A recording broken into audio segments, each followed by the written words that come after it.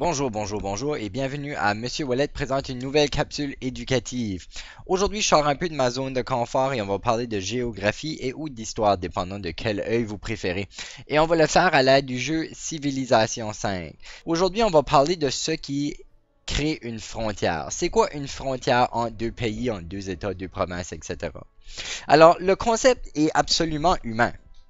Naturellement, la frontière, elle n'existe pas. S'il y avait aucun humain sur la planète, il n'y aurait pas de pays. La frontière n'existe pas naturellement. Elle est créée par l'humain via ses interactions avec d'autres humains. Donc, il y a plusieurs façons de définir des frontières et plusieurs d'entre elles sont exploitées dans le jeu de Civilisation 5. Alors, imaginons que tout de suite, je suis représentant de l'Espagne et je viens de débarquer dans un nouveau continent qu'on vient de découvrir et j'ai décidé que je veux y placer mon peuple. Alors, j'ai créé un petit village ici que j'ai appelé Nouvelle-Madrid dans le nouveau continent. Maintenant, vous remarquerez que autour de Nouvelle-Madrid, il y a des frontières qui ont été créées. Et dans le jeu, la façon que ces frontières changent, c'est via le niveau de culture. Plus ton pays a de la culture, plus tes frontières grandissent rapidement. Et ça fonctionne un peu comme ça dans la vraie vie aussi. Lorsque les colonisateurs se sont placés dans des nouveaux continents, ils ont rencontré des nouvelles tribus, des nouveaux indigènes.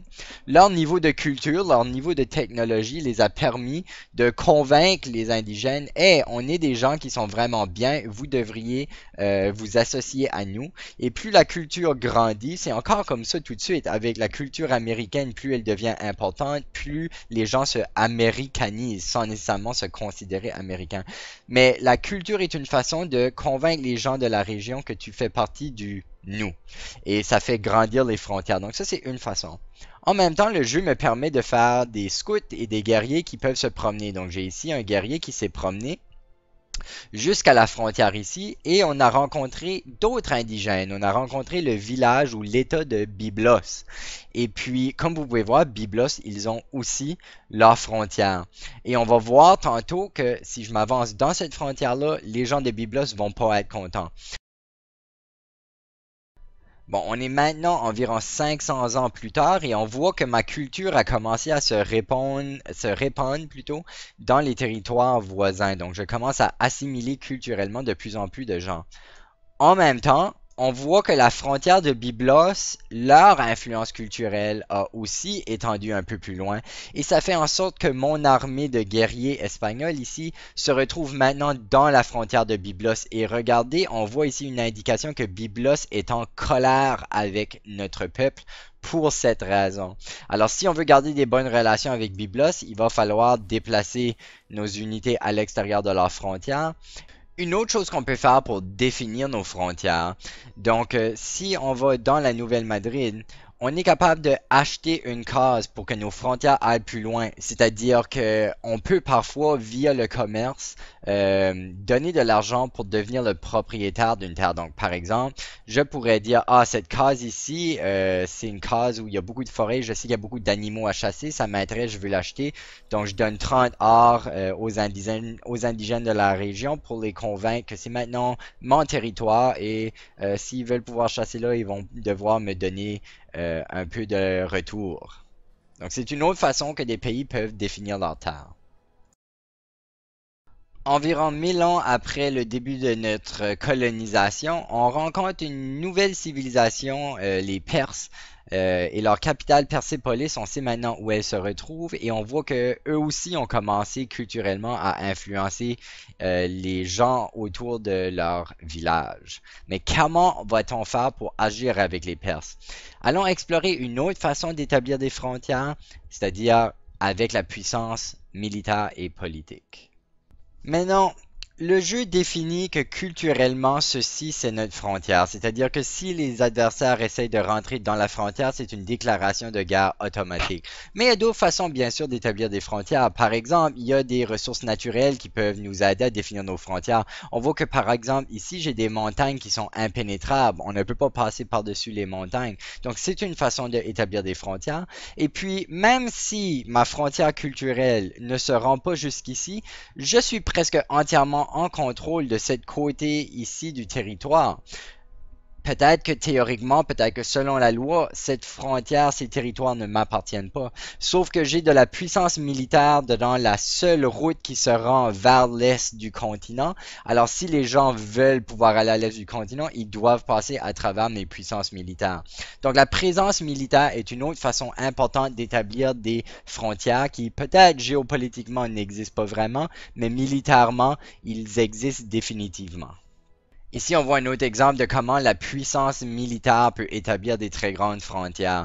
Donc, même si ma capitale est là-bas ici, j'ai un contrôle complet de tous les territoires centraux, tout simplement parce que j'ai tellement de présence militaire dans la région qu'il n'y a pas personne qui est capable de passer dans ce territoire-là sans en avoir ma permission. Donc, on voit que la force militaire, on est une qui est très puissante pour établir des frontières. Et ici, je vais montrer un exemple d'une autre façon qu'on peut fâcher nos voisins, c'est-à-dire qu'on peut établir une colonie qui s'appellera automatiquement Madrid, mais on va changer ça à Wallet City. On a donc Wallet City d'établi très près de Persépolis, et ceci probablement que ça va fâcher les Perses parce qu'on s'établit dans des territoires que eux autres pensaient peut-être étaient à eux. Sauf qu'on a assez de présence militaire pour défendre notre nouveau village, donc les Perses n'ont pas grand chance de pouvoir réclamer cette frontière ici nouveau. Mais on va voir comment ils réagissent. Et voilà, on n'a que le vénérable Darius Ier de Perse est fâché avec nous parce qu'on s'est établi près de ses terres. Alors voyons qu'est-ce qu'il dit. Il ne m'a pas échappé que vous cherchez à étendre votre territoire en vous emparant de certaines de mes terres. Vous voyez, il dit ses terres. Et puis, vu qu'on a assez de présence militaire pour se défendre, on va lui dire, écoute, nous coloniserons les terres que nous voudrons. Donc même le jeu a ça de programmer que la présence, la proximité géographique des campements peut fâcher diplomatiquement les personnes et ça fait un débat, un argument sur où les frontières se retrouvent. Donc voyons voir qu'est-ce qui arrive à ce moment ici. Ça va pas bien avec les Perses, on a pas mal de présence militaire. On aimerait étendre nos frontières, pourquoi pas faire la guerre et aller chercher Persépolis. Donc c'est ce qu'on va faire. Et finalement, après plusieurs années de siège, on est capable d'apporter nos unités dans Persépolis et prendre la capitale, ce qui nous permet de gagner la partie dans ce cas ici. Donc on voit qu'il y a plusieurs choses qui établissent des frontières. Il y a la culture, il y a la diplomatie, le commerce, le militaire. Mais en gros, tout est défini par des interactions humaines. C'est comme ça que des frontières fonctionnent. Et puis, civilisation est une excellente façon d'en discuter et d'en apprendre plus à propos de l'établissement des frontières et des interactions entre pays. Donc, c'est Monsieur Wallet qui vous dit au revoir. Merci d'avoir regardé. Inscrivez-vous à la chaîne si vous avez trouvé ça intéressant. Il y a plein d'autres exemples de comment utiliser des jeux vidéo éducatifs pour enseigner des concepts. Et puis, on se revoit la semaine prochaine avec une autre vidéo.